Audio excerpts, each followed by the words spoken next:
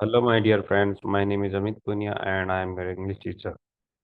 जैसा कि आप जानते हो कि हम प्रीपोजिशन सीख रहे हैं।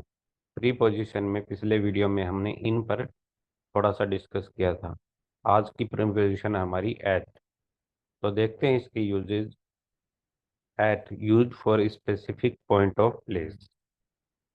Use at when place is seen as a point और नॉट एन एरिया।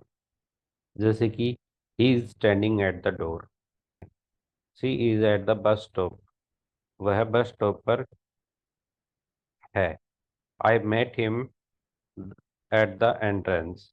एंट्रेंस यानी कि प्रवेश पर मैं उससे मिला। The guard is at the gate. जो गार्ड है वो कहाँ है? गेट पर। At use for small and abstract location, जैसे कि building, address, events. She is at school. वह स्कूल में है। She works at hospital. वह वर्क हॉस्पिटल में काम करती है। We stayed at a hotel.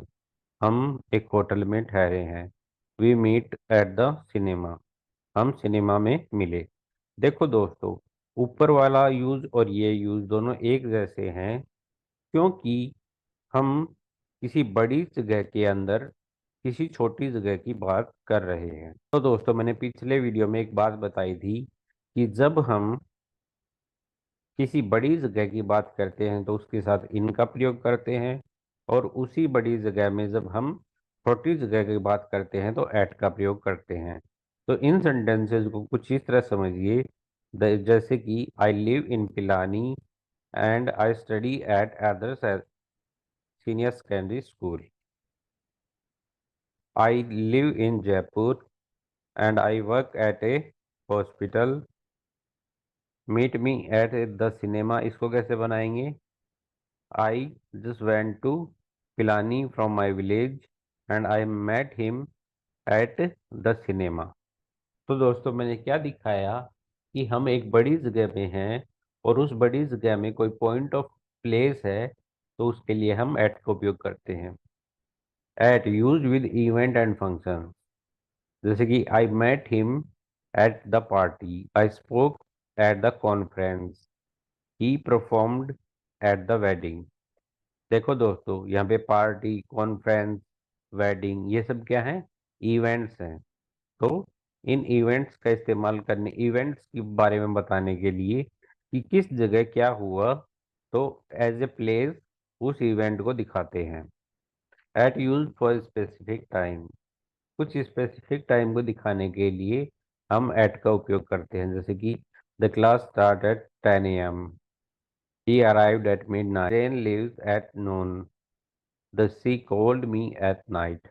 देखिए दोस्तों, in the morning, in the evening, in the dust, in the dawn, लेकिन at 10 AM, at midnight, at noon, at night, इस तरह से इनको उपयोग किया जाता है। At use with a age, show a particular age. He started school at 5। He got married at 30। She retired at the age of 60। जब हम किसी एज की बात करते हैं तो हम एट का उपयोग करते हैं। At use for price, rate और speed. Are sold at 100 per KG. He was driving at 80 km/h। The interest rate is fixed at 10%। तो देखिए दोस्तों, एप्पल का जो भाव है वो 100 रुपये है। वह ड्राइविंग कर रहा है 80 किलोमीटर प्रति घंटे की रफ्तार से, और जो इंटरेस्ट रेट यानी कि ब्याज है वो 10% है। तो यानी कि प्राइस, रेट और स्पीड तीनों के साथ हमने किसका इस्तेमाल किया? एट का। At for direction of action, when action is directed toward someone और समथिंग। यानी कि जब कोई एक्शन किसी के ऊपर या किसी की तरफ हो रहा हो, या किसी व्यक्ति या किसी चीज की तरफ हो रहा हो, तो उसे हम एट से बताते हैं। जैसे ही साउटेड एट द बॉय। यहाँ पर जो एक्शन है साउटेड, वो किसकी तरफ हुआ? बॉय की। He smiled at me. उसने किसकी तरफ स्माइल किया? मेरी तरफ। Don't throw stone at animals. Animals के ऊपर पत्थर मत फेंको। Dog barked at the stranger. कुत्ते अजनबी पर भौंकते हैं। तो यानी कि हमने जो एक्शन था, जो टारगेट एक्शन था, वो किस टारगेट के ऊपर हो रहा था, उसको बताने के लिए एट का प्रयोग किया। At use for skill, ability and activity. He is good at English, he is bad at mathematics, he is excellent at singing. देखिए दोस्तों, इंग्लिश, मैथ, सिंगिंग, ये तीनों ही क्या हैं, स्किल्स हैं एक तरह से, या फिर इनके अंदर जो एबिलिटी दिखाने के लिए या एक्टिविटी दिखाने के लिए हम किसका उपयोग करते हैं, एट का। तो emotion and mental state. She was surprise at the news, यानी कि वह खबर सुनकर चौंक गई। यानी कि रिएक्शन कैसा हुआ, सरप्राइज। और किस चीज के ऊपर, न्यूज के ऊपर।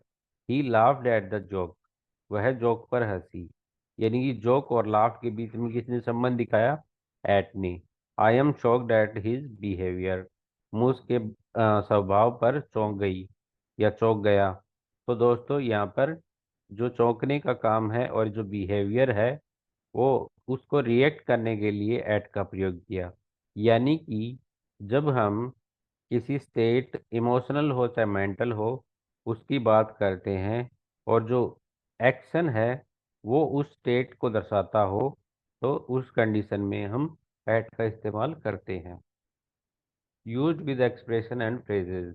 जैसे कि एग्जाम्पल लेते हैं, at present, at once, at last, at time, at first night, at first sight, at risk, at fault, at peace, at work, at home.